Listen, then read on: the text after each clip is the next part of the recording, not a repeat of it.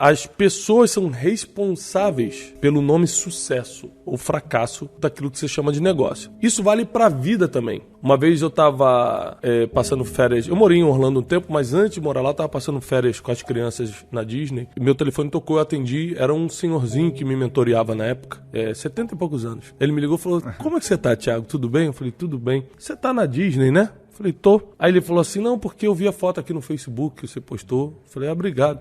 Por que você atendeu essa ligação? Eu falei, porque você ligou. Ele falou, deixa eu te ensinar uma coisa. Quando você tiver a minha idade e olhar pra trás, ele é um cara que fez doutorado em Princeton, um cara que tem, assim, condições financeiras para 3 gerações pelo menos. Ele falou, quando você chegar na minha idade, todo o dinheiro que você ganhou, todo o diploma que você tem na parede, nada disso vai fazer sentido quando você olhar pra trás. O que você vai lembrar é, aquelas férias de 2001 com as crianças, aquele Natal de 93 e tal.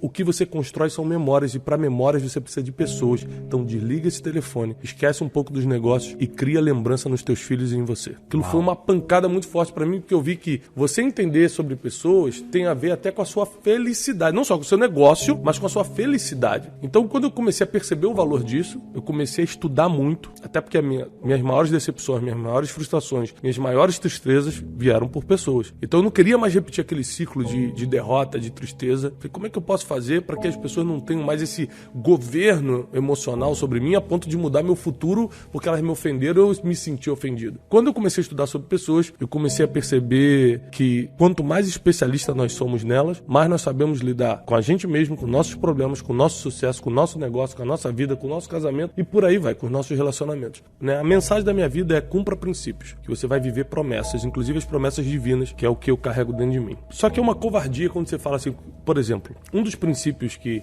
eu chamo de princípios milenares, que são os princípios que estão na sabedoria milenar, que é a Bíblia, é honra pai e mãe. Mas se você fala assim, olha, cara, honra teu pai e tua mãe, aí vai vir uma pessoa, como eu já escutei, a pessoa fala assim, só que a minha mãe me abandonou para casar com outro cara. Eu fui criado por uma vizinha e eu tive que passar Natal sentado em sofá com eles na mesa porque eu não podia comer na mesa. Então como é que eu vou honrar um negócio desse? Então quando você consegue ensinar princípios, mas também ensinando a pessoa como cumprir, porque o passado é o maior inimigo do futuro, porque você fala, se eu cumprir o princípio do investimento eu vou prosperar financeiramente. Mas peraí, você solta o princípio, mas não ensina como, você tem que lembrar que nesse como tem o passado da pessoa. Ela viu o pai perder tudo, ela investiu no negócio e perdeu. O passado está sempre atormentando as pessoas. Então, eu procuro ensinar o princípio, como cumprir o princípio e como você reeditar. Eu não acredito apagar o passado. Como assim apagar o passado? Você vai apagar a sua experiência, então? Vai apagar o que te trouxe até aqui? O que você tem que fazer é reeditar aquilo que traz dor para você, agora ser um fortalecimento. É o exemplo da ferida e da cicatriz. O passado, ele pode deixar ferida ou cicatriz. Uma das maiores honras dos guerreiros da antiguidade era mostrar o tamanho das cicatrizes que tinham. Porque cicatriz é sinal de que você venceu. Cicatriz é uma recomendação de honra. Ferida está aberta, ela apodrece com o tempo. Então, o passado ele tem que deixar cicatriz e não ferida. Se deixar ferida, você adoece e morre. Eu acho que o que mais impede hoje um empreendedor de virar empresário, que o empreendedor é a alma, né? O cara tá ali, é a alma. O empresário é quando o cara oficializa e começa. É justamente o passado. As experiências negativas. O medo. O medo é um sentimento que ele vem de experiências negativas no passado. Porque existe um medo comum, por exemplo. Você chega no alto de uma montanha, olha pra baixo, medo. Esse é o medo de alerta, esse é o medo comum. Esse você sempre tem que ter contigo. Porque ele te avisa, tem alguma coisa de errado. Você vai num ambiente, tá tudo escuro, você escuta um barulho, você fala, opa, tem alguma coisa de errado. Medo normal. Esse você tem que manter. Mas o medo que eu tô falando aqui é o medo emocional, que é o que te trava, é o que te paralisa. Ele é fruto de experiências negativas do passado. Então, por exemplo, o cara que vem de vários relacionamentos quebrados, com pessoas em geral, geralmente no casamento ele vai fazer alguma coisa para quebrar, por causa das más experiências do passado. Então, se o empresário, para passar de empreendedor para empresário, né, ou seja, oficializar o empreendimento que ele faz, ele não reeditar algumas coisas do passado, o passado vai ser um fantasma que vai impedir ele de avançar, principalmente nos momentos mais difíceis, que é o momento que você tem que decidir rápido e certo. Porque o empresário que se dá bem é o que decide rápido e certo. O cara que sabe decidir rápido e certo, ele sai na frente. As maiores decisões que financeiramente me alavancaram, que alavancaram meu negócio, foram decisões que eu tomei de um dia pro outro. Hoje não existia. À noite que surgiu, de manhã eu decidi, bum, explodiu. Então, decisões rápidas e certas. Nunca deixar de fazer a nossa parte, porque Deus nunca vai fazer aquilo que a gente tem que fazer. Por exemplo, Ele perdoa você, mas não perdoa por você. Você tem que perdoar. Deus pensa em você, mas não pensa por você. Você tem que aprender a pensar, você tem que ser inteligente. Então, tem várias coisas que Ele faz e outras coisas que Ele não faz. Não porque Ele não é poderoso, mas porque cabe a você fazer. Negócios é uma. Deus te deu saúde, Deus te deu capacidade. Você consegue regular a tua saúde? Não, você não sabe como é que vai ser o dia de amanhã, você está com Deus. Se você acordou hoje bem, você só agradece a Deus, obrigado pela saúde. Mas experimenta não sair para trabalhar para ver se vai vir dinheiro. Experimenta não empreender, não treinar a equipe, não fazer as coisas. Então, o que eu confio 100% em Deus é as coisas que só Ele pode me dar. Sabedoria, saúde, vida. Não sei se eu vou acordar amanhã, se eu acordar, agradeço a Deus. E por aí vai. Amor, né?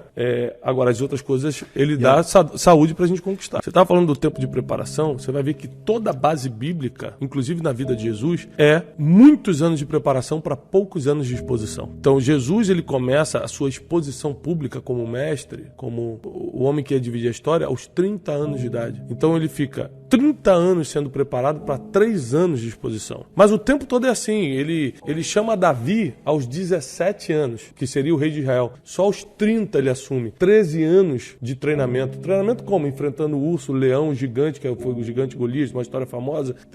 13 anos fugindo da perseguição do rei que tinha inveja dele, o rei da época que era Saul. Ou seja, os problemas da vida você pode encarar como sofrimento ou como treinamento divino para você passar para a próxima fase. Então, se você não aceitar as situações difíceis da vida como treinamento, ou mais fácil ainda, que é aqui que resolve quase tudo, investir logo no seu conhecimento, para você não ter que passar pelo sofrimento. Perfeito. Porque as pessoas esperam escutar de você as batalhas que você venceu. Grave isso. Ninguém quer saber o que você leu, o que você aprendeu dos outros, o que você aprendeu no curso, ou o que você fez na faculdade. As pessoas querem saber o que você venceu. Elas se conectam com a sua superação e não com as suas vitórias. Se as 4 respostas convergirem, você descobriu o seu propósito. Ou seja, poxa, o que eu sei fazer naturalmente e faria de graça? No meu caso, eu, Thiago, falar em público, dar palestra, pregar, é o que eu gosto de fazer. Faria de graça.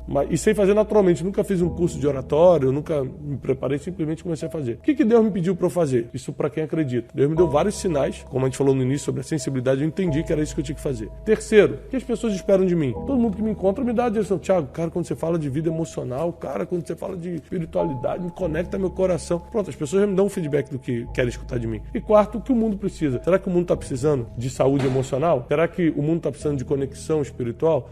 Tá. Então eu descobri meu propósito. Eu vou usar meu dom de falar em público e de escrever para falar sobre vida emocional e espiritual. É o que eu faço. Viva pelo seu propósito e não pela opinião dos outros. Os outros não têm noção do seu futuro. Eles julgam só pelo que estão vendo agora, mas eles não conhecem nem o teu passado, que você sobreviveu até chegar até aqui, e não entendem nem nunca vão entender o seu caminho que você ainda tem pela frente, o caminho que você ainda vai viver. Então viva pelo propósito, pelo porquê você faz as coisas e não negocie isso. Uma outra coisa, seja indesistível, obstinado.